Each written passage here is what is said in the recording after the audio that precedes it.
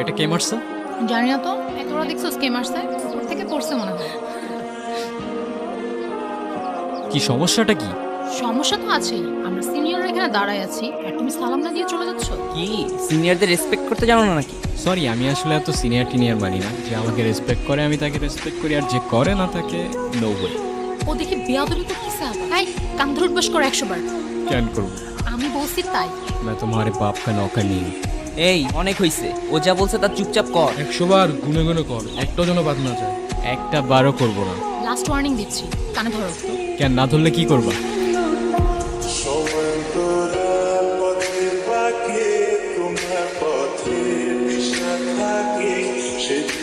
ওই প্রফেসর আসতেছে, পালা পালা। আমারে কান ধরে উঠবোস কর, চিনে না তো? ও যদি ঘাটতে নয়, আমি ঘাটতে আর দাদু। এই দাঁড়াও। তুমি আবার আসছো? আরে আমার ব্যাগ তোমার কাছে। তাই তো বলি, এত হালকা হালকা লাগতেছে কেন? ব্যাগও খালি, ব্যাগের মালিকের মাথাও খালি।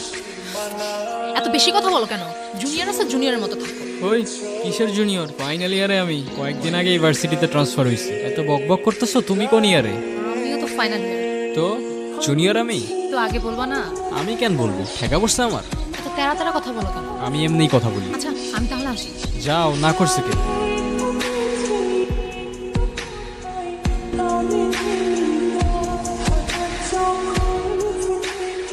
এই কি অবস্থা? এই তো ভালো। কোথায় যাচ্ছ? ভার্সিটি, আর কই যাব? আরে যে লাভ নেই, আজকে কোনো ক্লাস হবে না। তার থেকে বেটার চল তোমাকে সবার সাথে পরিচয় করে দিই। কি রে, ওরে কোত্থেকে ধরে আনছিস? ও আমাদের জুনিয়র না, সেম ইয়ার। সিনিয়র মানে?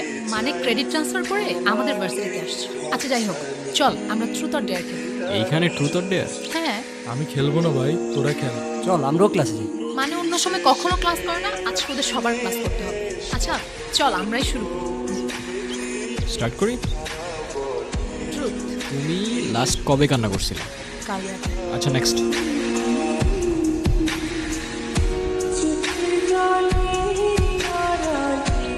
ট্রুথ। আচ্ছা তোমার কি আমাদের ভার্সিটিতে এসে কোনো মেয়েকে পছন্দ হয়েছে? না। ট্রুথ। তোমার ডেয়ারটা হচ্ছে তুমি তোমার মাকে ফোন দিবা আর বলবা, মা আমি তোমাকে খুব ভালো। কি হলো বুঝলাম না। তুই থাক, আমি আসতেছি। কি হলো আসলা যে? এমনি ভাল লাগতেছিল না আমার। মন খারাপ তোমার? না। তাহলে কাঁদতেছো যে? কই কাঁদতেছি? আমি কি বাচ্চা নাকি যে কাঁদবো? আচ্ছা চলো তোমাকে তাহলে আমার একটা সিক্রেট জানাই। আমি যখনই আমার বাবাকে মিস করি তখনই বাবার সাথে কথা বলি।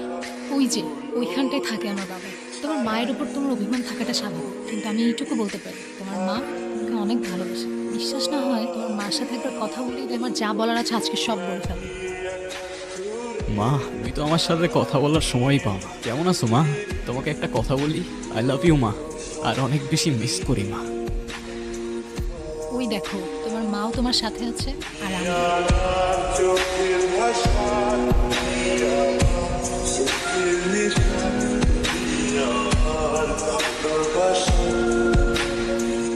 এর পরের দিনগুলি ছিল আমার লাইফের বেস্ট মোমেন্ট।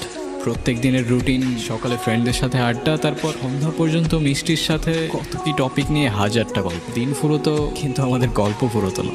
সময়গুলো অনেক তাড়াতাড়ি চলে যাচ্ছে তাই না?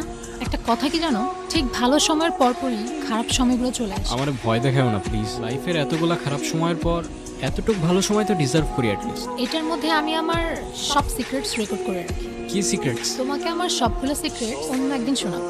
অন্যদিন কেন? আজকেই বলো। আমার দুটো ইচ্ছা আছে, তুমি পূরণ করে দিবা? কি ইচ্ছা বলো?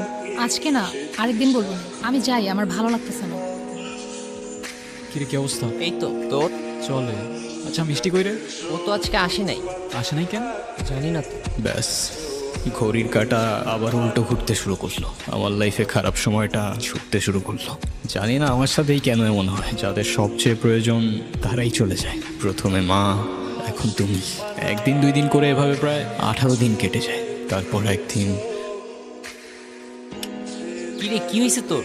আর এতদিন কই ছিলি? কিছু না, আমি ভার্সিটির কিছু পেপারস নিতে আসছিলাম। তোরা থাক, আমি যাই।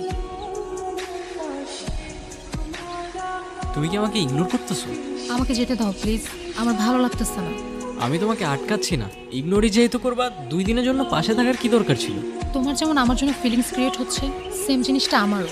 আমি চাই না তোমার ফিলিংসটা আরও বাড়ুক, না হলে শেষে অনেক বেশি কষ্ট পেতে হবে। কেন কষ্ট পাইতে হবে? তুমি শুধু বলো হয়েছেটা কি, তোমার এই অবস্থা কেন? এর থেকে বেশি কিছু আমি তোমাকে বলতে পারবো না। সরি বারফি। হাই, আপনারা শুনছেন রেডিও মিষ্টি। আমি জানি না আজ আমি কি বলবো। Thyroid cancer, last stage. আমার 2টা সিক্রেট ইচ্ছা আছে জানো। প্রথম ইচ্ছেটা হচ্ছে আমি আমার সবচেয়ে প্রিয় মানুষটার সাথে ওই ইচ্ছে পাহাড়ে যাব। আর দ্বিতীয় ইচ্ছেটা হচ্ছে মিষ্টি, একটু এদিকে আসো, তোমার সাথে ইম্পর্টেন্ট কথা আছে। কি করতেছো এগুলো বারফি? চোখটা বন্ধ করো, চোখটা খোলো। তোমার ইচ্ছাগুলা আমার পূরণ করার কথা ছিল। তুমি যাবে আমার সাথে ইচ্ছে পাহাড়ে। ওই আর কত দূর? এই তো আরেকটু। এই দিনটার জন্য আমি কতদিন ধরে অপেক্ষা করে আছি আমার কোনো আইডিয়া নেই। এখানে শেষবার যখন এসেছিলাম তখন আমার বয়স 6 বছর। এরপরে কখনো আসোনি কেন? এখানে একা একা আসলে আমি আমার বাবাকে হয়তো এতটাই মিস করতাম যেটা আমি সহ্য করতে পারতাম না। এই ভয়ে তোমাকে একটা কথা বলি। বলো। থ্যাঙ্কস। আমার তো থ্যাঙ্কস লাগবে না, তো কি লাগবে? তোমার একটা স্মাইল। আচ্ছা এদিকে আসো।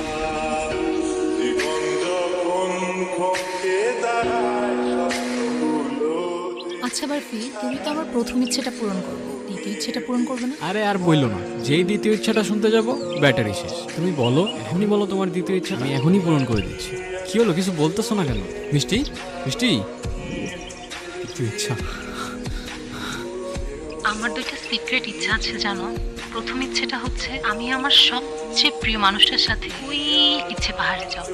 আর দ্বিতীয় ইচ্ছেটা হচ্ছে আমার শেষ নিঃশ্বাসটা যেন ওই পাহাড়েই হয়। জানো, আমার বাবা আমার জন্য সেই পাহাড়ে উঠতে গিয়ে হার্ট অ্যাটাক করে। এরপর থেকে আমি কখনো সেখানে একা যাওয়ার সাহস করতে পারিনি। অনেকবার চেষ্টা করেছি, পারিনি। আমার এই শেষ ইচ্ছেটা যদি পূরণ হয় না, আমি আমার বাবার সাথে সারা জীবন এখানেই থেকে যাব।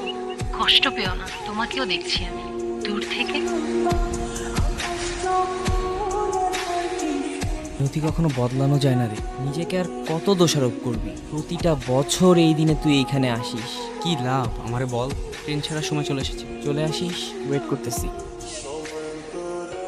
তোমার ইচ্ছে তো পূরণ হয়ে গেল, কিন্তু আমি আবারও একাই রয়ে গেলাম। তুমি আর মা হয়তো দুজনেই আছো, কিন্তু অনেক দূরে। I miss you. আমি আসবো প্রত্যেকটা বছর তোমার ইচ্ছে পাহাড়ে।